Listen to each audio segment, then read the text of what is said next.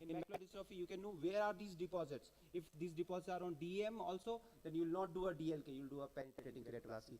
That's how it helps me in managing my macular dystrophy patient. Fuchs is endothelium is defective. So you can see or endothelial decompensation because of cake, pseudofake, any kind of thing. So you can see if it is a long-standing one, you will see bullae, the fluid which is collected under the epithelium. So this is a patient with anterior image. In one area you can see the iris is missing. So here there was no iris. So you can see the bullae, irregular DM, and absent iris. DM folds are very nicely seen, but it's just for documentation purpose. In transplant, suppose you have done a dissect, you can see the thickness of your dissect button, because it's important. If you have a rejection, the first sign will be increase in the thickness of this lenticule. So you can pick up the rejection early and treat them well. So this is a patient again who had dissect followed by PKP. In anterior, you can see very nice from angle to angle the whole of your graft. Sometimes you have an irregular kind of thickness or dissection that also can be picked up by this. Or if you have a graft detachment, you can see this is a opta image and this is an anterior image. And here you see that graft is attached in one area and detached in another area. So you can plan when do you want to rebubble, how much you rebubble, and you know all those. That's how it helps in managing DMAC. DMAC, you can see it's 5:1. It's very compact. But if you have a detachment, you can see even whether the orientation, which orientation the DM graft in, that also we can pick up using OCT. OCT is excellent tool when we are following up our DMAC patients, specifically if you have a challenge.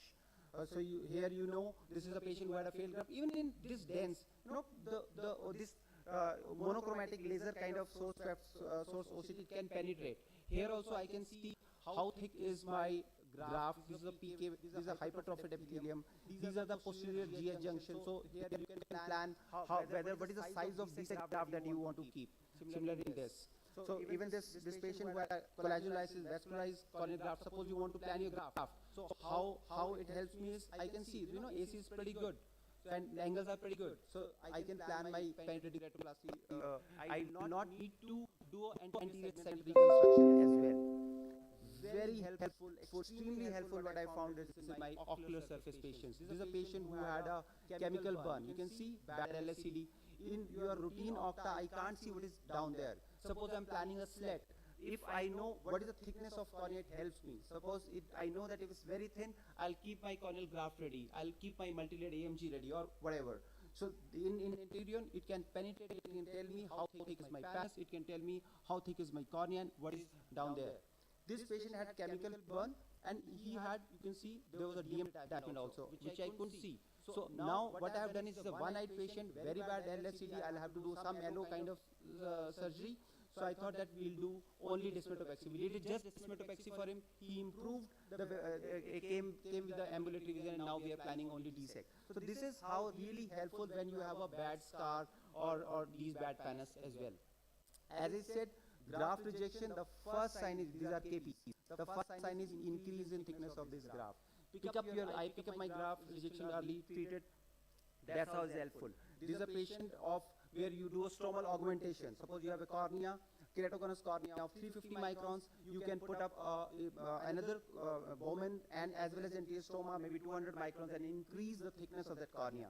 This is a patient of Bowman stromal inlay that we have done recently, and you can see there also you can see how it is, how thick it is, all those things you can plan. Bowman stromal inlay, another patient. Cataract surgery, how does it help in cataract surgery?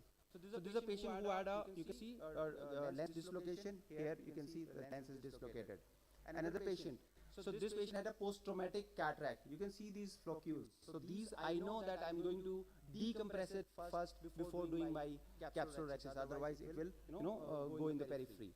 Another patient who had a developmental cataract. And here, look at this. This is a patient who had a posterior subcapsular cataract, very clearly visible. This opaque is ahead of posterior capsule. Again, another patient of PSC. Now I'll show you this patient. This patient came for a cataract surgery, total cataract. We just thought that let's do a OCT. And what we found, you can see here. So this posterior capsule was ripped. So there was a pre-existing PCR. This was actually PPC. When we saw the other eye, this was a clear-cut PPC. You can see here. And when we did surgery, so we were very careful. So there was already pre-existing oval rhexis, oval PC rent. So that's how it helped. Otherwise, you can go ahead and the lens will fall into vitreous. A patient of iris lens just landing nicely on the iris. Sometimes you can even image anterior vitreous. So this, suppose you have cells in the anterior vitreous, those also you can image with that.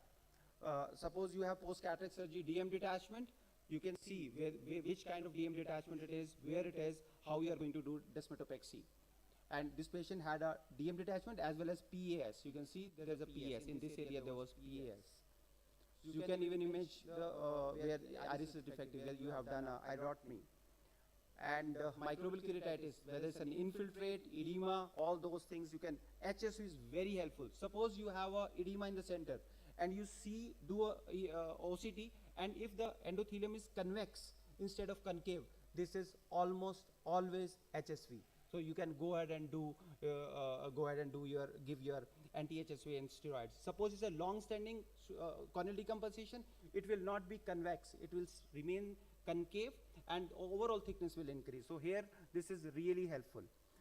This is another patient. You can see peripheral keratitis. This portion as edematous, center is compact.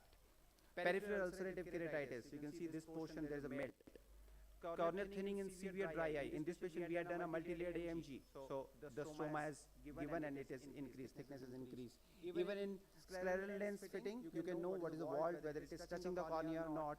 Do you want to increase the vault or flatten it? All those things you can plan. So other than imaging, at least Centurion, we have is a tomographer as well. And this tomographer is extremely helpful for me when I'm imaging my steep corneas. Suppose shrimp-fish camera has a limitation. The moment you go beyond 55 diopters, it becomes unreliable. But here it is very reliable. Even with 70 diopters, 75 diopters, absolutely reliable. And this thickness map also is much more reliable than your pentacam. Specifically, suppose you have patient status post, C3R status post, PRK, those kind of things, this thickness is very good. Even the epithelial thickness map is extremely good. It's far more predictable and far more repeatable than what we see in our Octa. And you have an eye tracy also. You can do IUL biometry also, and biometry also is very, very good. So this is my last slide. So this is what we saw recently, a patient, and my fellow said that this is like orbiculum in the eye. So what does that mean is that the crystal ball in which you see a future.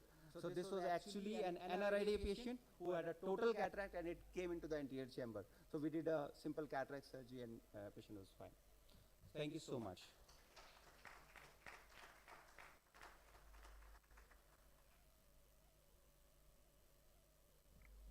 Thank you so much, for this